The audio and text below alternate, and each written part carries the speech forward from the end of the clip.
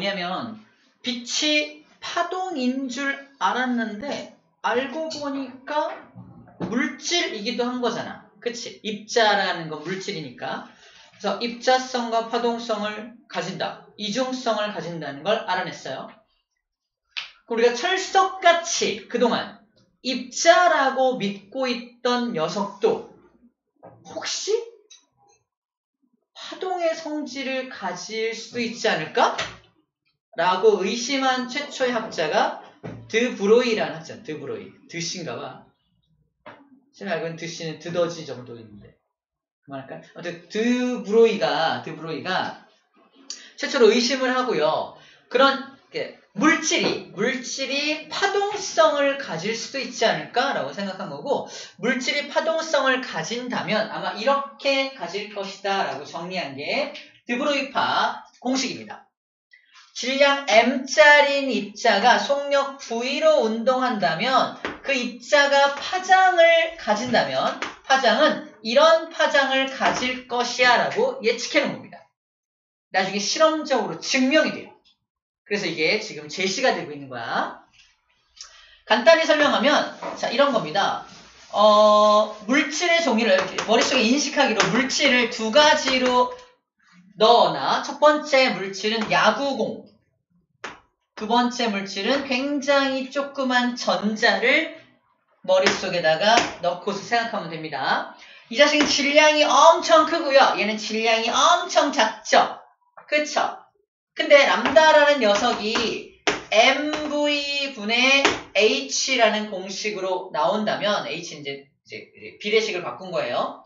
이건 어떻게 나온 공식이냐면, 람다라는 녀석은 그 물질의 운동량에 반비례한다. 운동량에 반비례한다는 걸 이용해서 운동량 mv니까 mv에 반비례하는데 비례식을 는으로 바꾸다 보니까 플랑크 상수가 또 들어간 것 뿐이에요. 오케이? 자, 그래서 전자처럼 질량이 엄청 작으면 람다가 크게 나타난다는 거야. 그래서 얘 같은 경우는 이런 형태로 람다를 크게 나타나면서 가게 될 거라는 거죠. 이게 관찰될 거라는 거고, 이 자식은 질량이 너무 크다 보니까 람다가 너무 작아서 아마 이렇게 가지 않을까라는 겁니다. 람다가 너무 작아. 눈으로 관찰이 안 될 정도로. 그래서 우리가 야구공을 빵 던지면 쌤이 던지면 160 나오잖아. 그지? 키가 160이다. 아니, 160 엄청 빠르다는 얘기인데, 근데 그때 파동성을 관찰할 수 없는 이유가 질량이 너무 크기 때문이다 라고 말하는 겁니다. 속력이 같다는 전제하에. 그래서 질량과 람다가 관련이 되어 있구나라는 겁니다. 그래서 결론부터 말하면, 야, 우리는 물질이 파동이라는 생각을 한 번도 해본 적이 없어. 왜? 관찰해 본 적이 없거든. 왜? 내가 관찰한 모든 물질은 다 질량이 겁나 큰 거였거든. 그래서 여기서 제시하는 물질은 뭘 제시한다? 질량이 매우 작은 물질, 전자를 제시합니다. 전자는 분명히 입자죠. 분명히 입자인데 질량이 너무 작다 보니까 무슨 성을 나타낼 수도 있다? 파동성을 나타낼 수 있다. 실험적으로 증명을 해냅니다. 진짜로 그러네. 근데 질량이 작기 때문에 파동성이 나타나는 거야. 그래서 이 야구공도 질량을 작게 만든다면 파동성을 나타내는 걸 관찰할 수 있겠네요. 그죠? 실제로 전자 말고 또 뭘 관찰했냐? 얘보다 1837배 질량이 큰 중성자, 얘보다 1837배 질량이 큰 양성자도 파동성이 있는 걸 확인합니다. 파동성을 증명해내요. 관찰해냅니다. 그래서 이 세 가지 물질 정도만 파동성 관찰이 실제로 가능하고, 나머지는 일상생활에 이용되는 대부분의 것들은 파동성 관찰이 어려운 건 맞다라는 거예요. 우리 일상생활에 이런 실험 해야 안 해요. 그러니까 우리 몰랐던 거야. 하지만 이제 이런 것들이 가능하다라고 말하고 있는 거예요. 자, 그래서 요 것에 의해서 요것에 의해서 시험 문제가, 예제 문제가 하나 있죠. 속력이 V고 질량이 M일 때 물질파 파장이 람다라면 속력을 2배로 증가시키고 질량도 2배로 증가시키면 람다가 어떻게 될까요? 얘가 2배가 되고 얘가 2배가 되면 4분의 1로 줄 거 아니야? 답입니다. 4분의 1 람다가 되는 거예요. 파장이 굉장히 짧아지는 거지. 파장이 너무 짧아지면 더 이상 관찰도 안 되겠죠? 질량이 2배 되면 4분의 1 람다로 파장이 줄어들 것이다 라고 써주면 됩니다. 그냥 드브로이 파장 공식 너 알고 있니? 이걸 물어보는 문제예요. 어렵지 않죠? 자, 실제로 진짜 그런 물질파가 있나 확인해보자. 실험해볼게요. 이게 실험인데 2번 넘어왔습니다. 자, 여기서 이 장치가 뭐냐면 전압을 이용해서 전자를 수직으로 쏘는 장치야. 어디다가? 니켈이라는 금속판에다가 전자를 수직으로 쏘는 거야. 전자를 수직으로 쏘면 이게 물질 입자니까 수직으로 튕겨 올라오게 되는 거 아니야? 공처럼 띵띵 이렇게 되는 거 아니야? 그치? 근데 실제로 어떻게 된다? 얘가 튕겨나는데 50도 각도로 수직으로 쐈는데 50도 각도로 튕겨 나오는 걸 확인하는 겁니다. 연속적으로 빵빵빵빵빵 쏘면은 50도 각도로 튀어나오는 전자들끼리, 잘 들어! 전자들끼리 보강 간섭을 일으켜요. 체크. 보강 간섭을 일으킨다. 전자를 연속적으로 빵빵빵빵빵 쏘면은 전자들끼리 보강 간섭을 일으켜서 더 커다란 파동으로, 더 커다란 진폭이 커다란 녀석으로 나오기도 합니다. 그걸 관찰해낸 거야. 그리고 50도라는 각도가 나오려면 얘가 봐봐 내 전자야.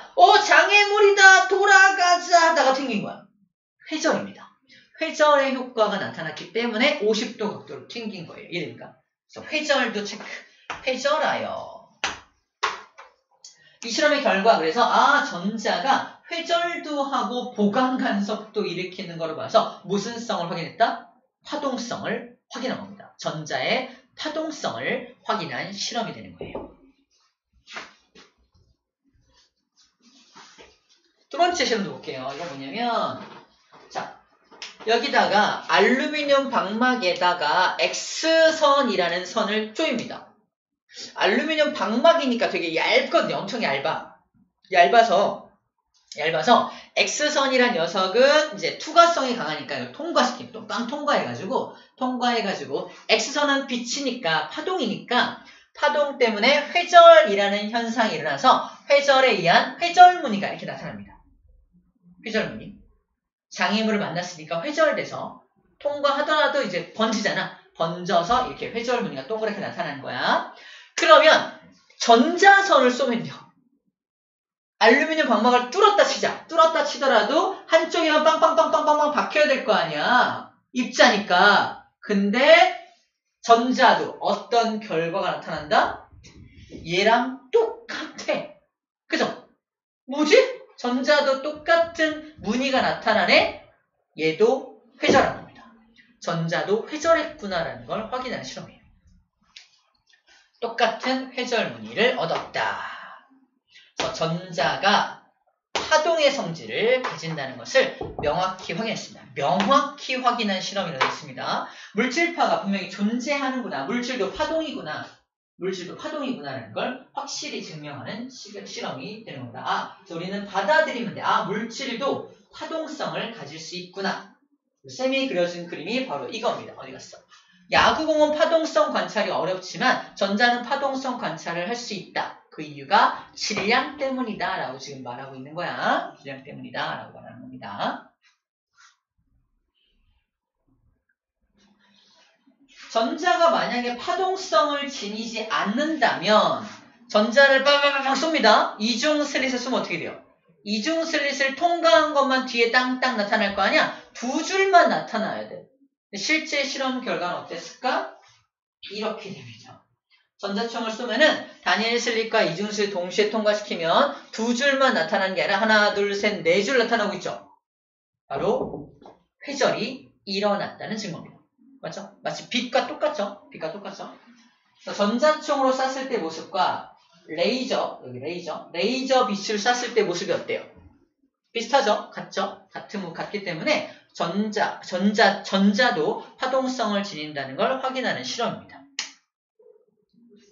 전자의 입자성을 확인하는 실험은 또 하나 이게 있습니다. 전자의 입자성을 확인하는 실험은 바로 바람개비 실험이야.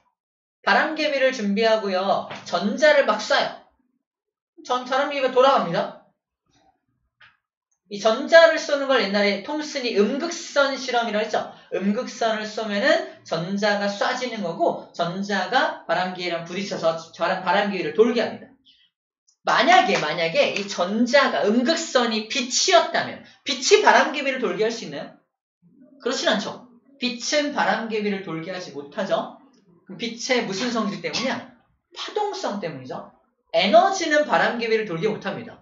입자가 부딪혀야 바람기회가 돌아가는 거지. 근데 음극선이 바람기회를 돌게 했다는 건 음극선이라는 전자가 무슨 성을 가진다는 거야? 입자성을 가진다는 겁니다. 이건 파동성에 대한 실험이 아니라 그래서 입자성을 확인하는 실험인 거야. 자, 전자는 입자의 성질을 가진다는 실험을 증명하는 거고요. 우리 알고 있는 거는 한번 실험을 확인하는 겁니다. 근데 동시에 밑에 실험은 뭐다? 파동성도 가질 수 있다는 겁니다. 그리고 아까 처음에 말했던 대로 입자성과 파동성을 가지지만 그 성질이 둘 다 동시에 나타나지는 않는다. 어떨 때는 입자성만, 어떨 때는 파동성만 나타나게 되는 거지. 오케이? 그런 거 체크해주면 되겠습니다. 그래서 물질도 역시 뭘 가진다? 이중성을 가진다라는 게 여기서 정리되는 거. 둘 다 가지고 있다라는 거. 전자뿐만 아니라 중성자, 양성자도 확인했다라고 나와 있는 겁니다.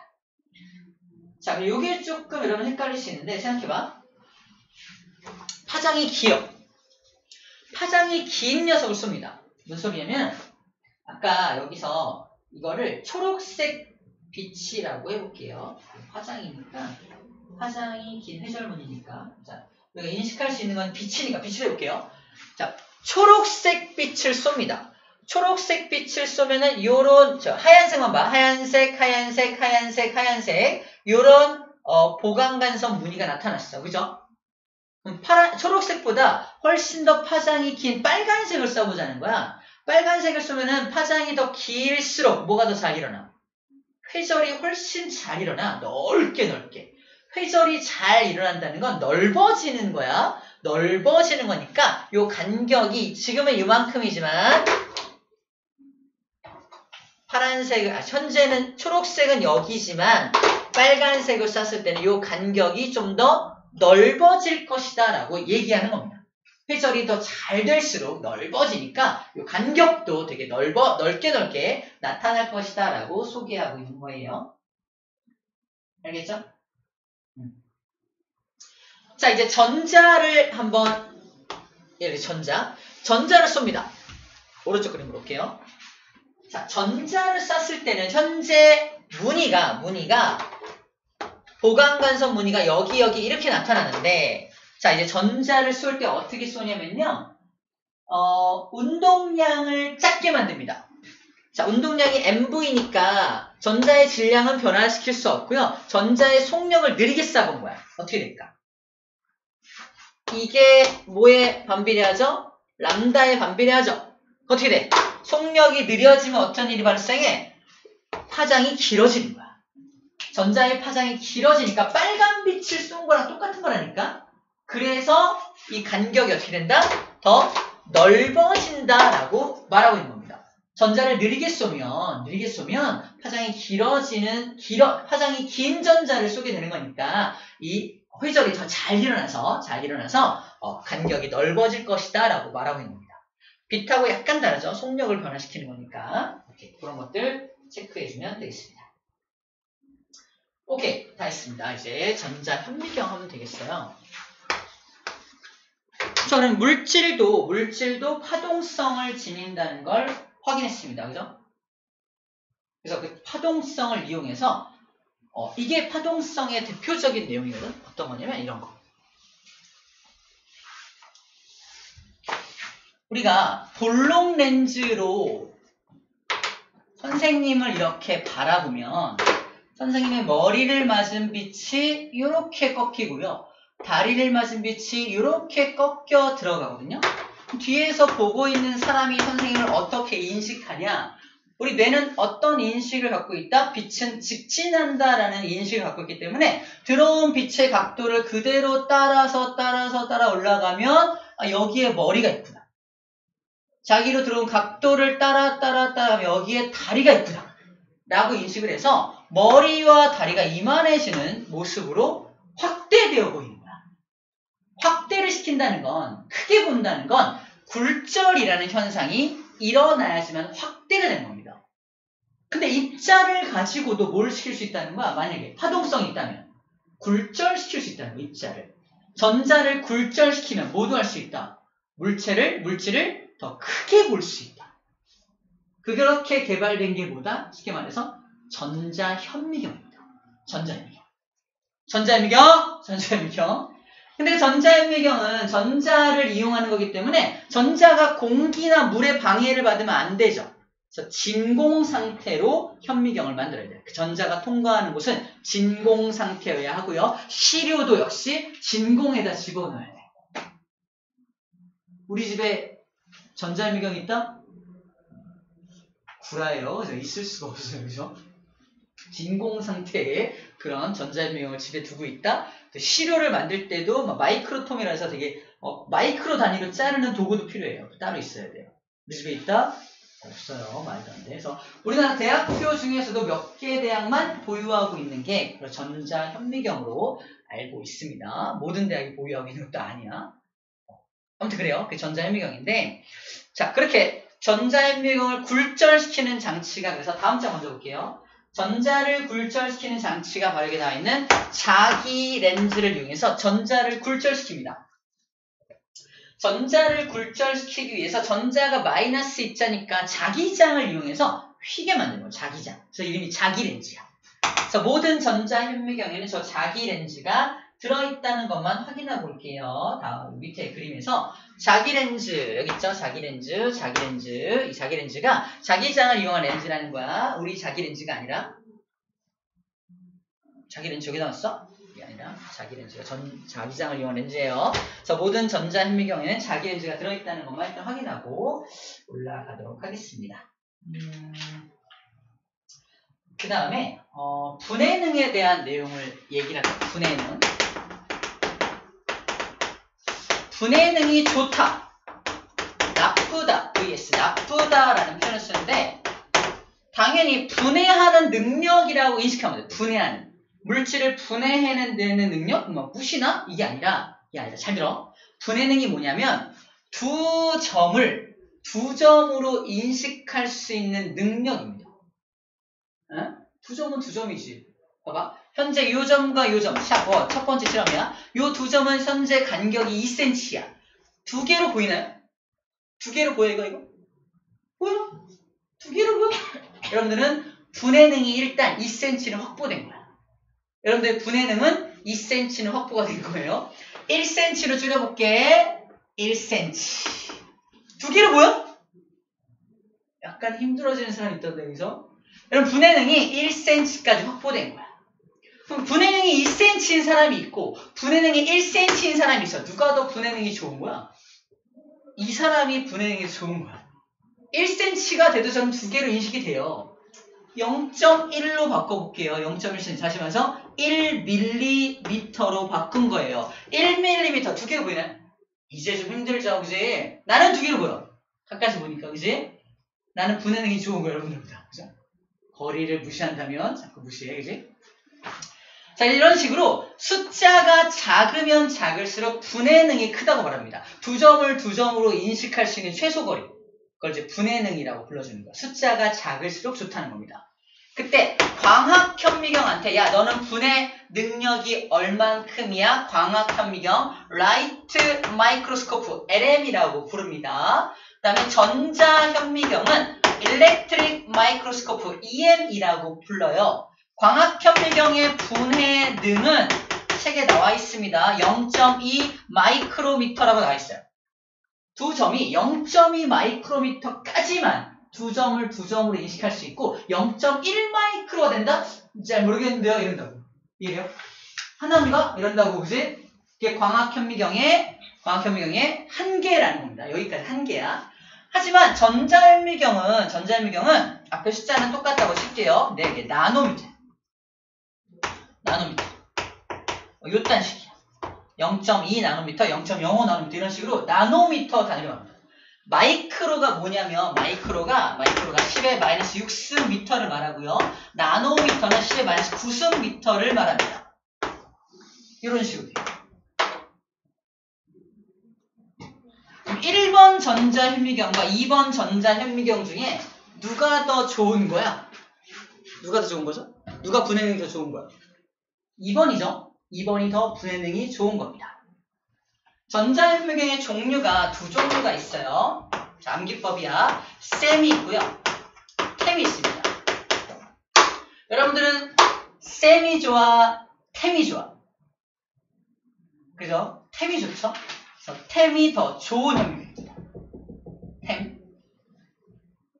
자, 셈은 뭐냐면 전자현미경인데 스캐닝, 겉표면만 스캐닝 해내는 전자현미경이야. 우리 책에 보면은 뭐가 나와 있어? 요거. 겉모습을 스캐닝하는, 겉표면을 스캐닝 해내는 전자현미경이 셈이야, 셈. 내가 아니라 셈입니다. 템은 뭐냐면 트랜스미션, 통과시켜. 그 물질을 통과해서 내부를 전체, 이렇게 내부를 볼 수 있는 게 템입니다.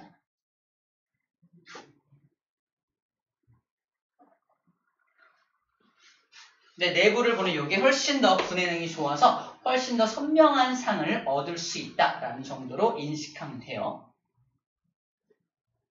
어떻게 보는 거냐? 잘 봐. 어떻게 보는 거냐? 자, 얘는 가운데가 진공이라 진공이고요. 위에서 전자총을 쏘고요. 자기 렌즈 통해서 굴절시킨 다음에 그 전자를 그 시료에 땅땅땅땅 맞게 만듭니다. 근데 시료가 잘 들어. 살아있는, 움직이는, 그냥 일반 피부를 가진 그런 시료라면 전자가 뚫고 들어가. 둥둥둥둥. 튕겨 나오지 않습니다. 그럼 이 상을 얻을 수가 없어. 그래서 어떻게 한다? 셈을 이용할 때는 모든 시료를 갖다가 금속으로 코팅을 해요. 겉표면을. 당연히 그 시료는 꽥 죽겠죠. 금속 코팅을 한 다음에 여기 딱 설치를 하는 거야. 얘 이미 죽은 녀석이야. 안녕. 귀여운 내 친구야. 그래서 죽은 녀석을 딱 설치한 다음에 전자선을 땅땅땅 쌓아갖고 튕겨 나오는 걸 상으로 만든 게 이 녀석이야. 템은 더 심해. 템은 내부를 봐야 되는데 그냥 이게 집신벌레잖아. 집신벌레를 툭 집어넣고 전자 쏘면 이게 통과가 될까? 통과가 다 안 돼. 박혀. 볼 수가 없어. 그래서 어떻게 한다? 집신벌레를 얼려. 꽝꽝 얼린 다음에 아까 말한 마이크로톰이라는 게 이게 칼이거든. 칼. 마이크로 단위로 자르는 칼이야. 칼로 싹싹싹싹싹싹 잘라. 수백만 조각으로 자릅니다. 얇게. 그 중에 한 조각을 갖다가 틱 여기다 놓고 쏜 거예요. 얘는 살아있어? 안녕 빠이빠이. 이미 죽었죠? 그래서 이게 이렇게 스크린에 나타나는 것을 여기서 보는 건데 중요한 건 셈이든 템이든 살아있는 재료를 관찰할 수는 없다는 게 포인트입니다. 살아있는 재료를 관찰할 수는 없다. 얘는 금속 코팅이 필요하고 얘는 얇게 자르는 작용이 필요합니다. 금속 코팅하는 장치도 우리 집에 있어야 되고요. 트랜스미션 얇게 자르는 여기 이렇게 마이크로톰도 우리 집에 있어야 이 전자현미경을 제대로 보유할 수 있는 겁니다. 우리 집엔 있을 수 없다, 그지? 자, 그런데 여기 있는 광학현미경의 LM인데, 광학현미경은 그냥 여기 시료를 여기다가 위에다 툭 올려놓고 움직이는 것도 관찰할 수 있어요. 그죠? 그래서 광학현미경은 살아있는 어떤 시료도 관찰이 가능한 게 광학현미경입니다. 하지만 좀 분해능도 떨어지고 배율도 떨어져요, 배율. 이 전자현미경의 배율이 얼마나 높다고 되어 있냐면, 이 전자현미경의 배율은 최대 수백만 배. 배율이 수백만 배가 크대요. 이거 얼마나 큰 거야? 배율이 수백만 배가 크고요. 분해능도 엄청 우수하고. 분해능이 왜 우수할까? 분해능이 우수한 이유를 좀 먼저 보고 올게요. 앞장입니다. 분해능에 대한 개념을 잠깐 보고 올게요. 분해능이 뭐냐면 바로 이거야. 봐봐.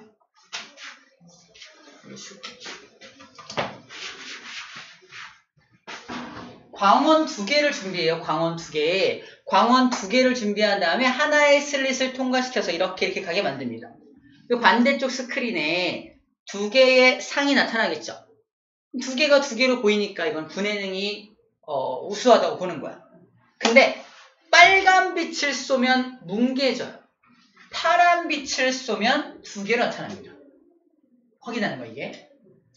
그래서 파장 이거 확인하는 거. 가가 파장이 길고 다는 파장이 짧다는 표현이 뭐냐면 가가 빨간 빛이라면 다는 보라색 빛 같은 파란색 빛 같은 파장이 엄청나게 짧은 녀석을 의미합니다. 자, 이걸 통해서 뭘 할 수 있다고? 그림을 기억해야 돼. 파장이 길수록 분해능이 좋지가 못하는 거야. 자, 어딨어? 그래서 반대로 파장이 짧을수록 두 점의 상을 잘 구별할 수 있다. 뭔 소리야? 분해능이 좋다는 뜻입니다. 우리 암기법으로 이렇게 암기합시다. 우리 여러분들 쌤은 가끔 다운받는데 불다 알아? 불법자 영화 한 편 다운받으면 한 700메가에서 1기가 정도로 다운받을 수 있는데 어떤 녀석은 10기가가 넘어갑니다. 뒤에서 확장자명 앞에 뭐라고 써있냐면은 블루레이 방식이라고 써있어요. 블루레이 들어봐요. 블루레이. 못 들어봤어요.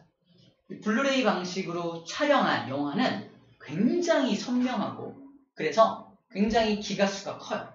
블루레이 방식. 블루레이 방식이 분해 파란색 빛이 블루레이가 빨간색 빛을 활용한 장치보다 훨씬 분해능이 좋아서 더 정밀하고 더 화질이 엄청 좋은 영화를 찍을 수가 있는 거야. 그래서 블루레이 방식을 씁니다. 그래서 블루레이라는 말을 기억해서 파란색 빛 계통이 훨씬 분해능이 좋아. 이걸 기억하자는 거야. 그래서 요게 파란색 빛이라고 기억을 하고요. 요건 빨간 빛이야 라고 기억하는 거야. 그럼 파란 빛과 빨간 빛의 차이점은요. 파장이죠. 파장이 긴 놈, 파장이 짧은 놈. 파장이 짧은 놈이 파장이 엄청 짧은 즉 진동수가 엄청 많은 놈이 분해능이 더 좋다. 진동수가 빛보다 어마어마하게 더 짧은 놈이 있어요. 이제 막 파동으로 인정받는 그 놈. 전자. 맞아요? 아니, 빛 중에서 이 파란색 빛, 보라색 빛이 가장 분해능이 좋았잖아. 근데 얘보다 더 분해능이 좋은 녀석이 나타났다니까, 방금. 전자가 훨씬 더 파장이 짧잖아요. 빛보단 짧을 거 아닙니까?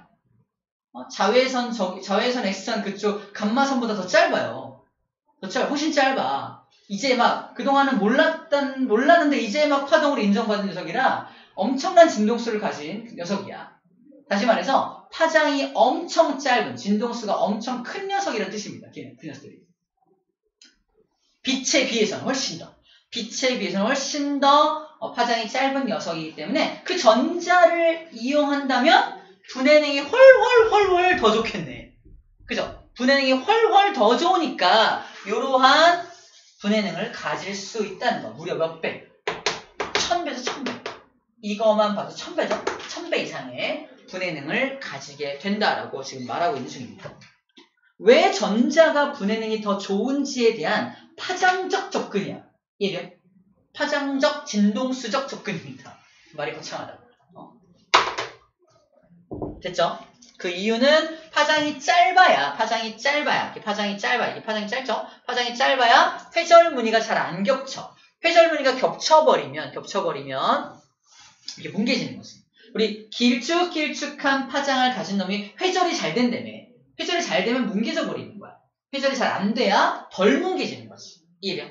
파란색 빛이 덜 뭉개지는 것처럼 더 파장이 짧은 놈은 더 덜 뭉개져서 완벽하게 두 개가 두 점으로 보이겠네. 그죠? 그렇게 보는 겁니다. 아하, 그렇구나. 그래서 전자현미경으로는 뭐까지 볼 수 있냐면 광학현미경으로는 세균까지밖에 못 봐. 바이러스가 안 보여.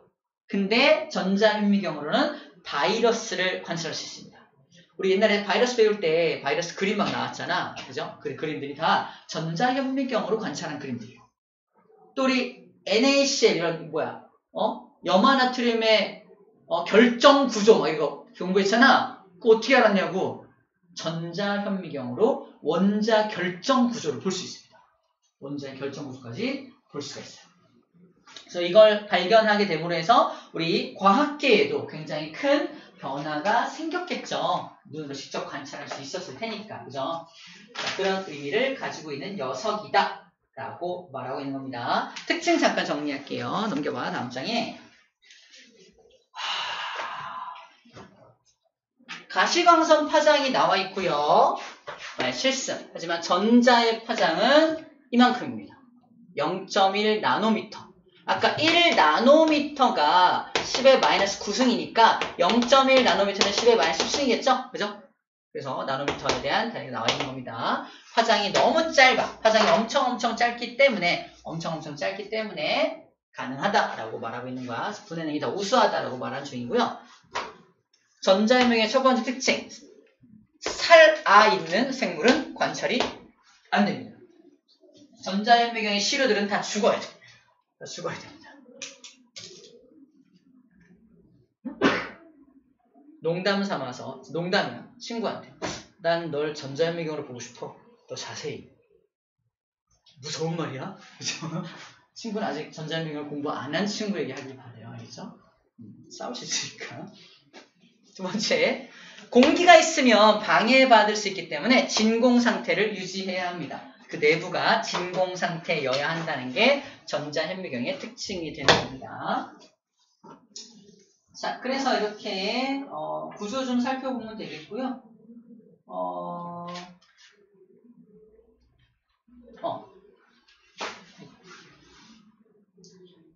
그리고 셈보다 템이 더 분해능이 좋다고 써있죠. 분해능이 좋아. 얘는 분해능이 다소 떨어지지만 이라고 돼 있죠. 하지만 얘는 입체 영상을 아까 겉표면 입체 영상을 볼 수 있다는 장점이 있고요. 그 다음에 금속으로 코팅을 해줘야지만 전자가 튀어나간다는 말하고 있고요. 그 다음에 얘는 시료를 얇게 썰어야 한다. 얇게 만들어야 한다라는 특징을 가지고 있습니다. 그리고 요 LM이라는 광학현미경 같은 경우는 그냥 공기중을 통과시키고 얘는 진공이지만 바이러스나 미토콘드리아 따위는 볼 수 없다라고 적혀있어요. 바이러스, 즉 세균까지가 저 광학현미경의 한계점이다 라는 것까지 정리하면 되겠습니다. 다 했어요. 개념학의 문제 풀어볼게요.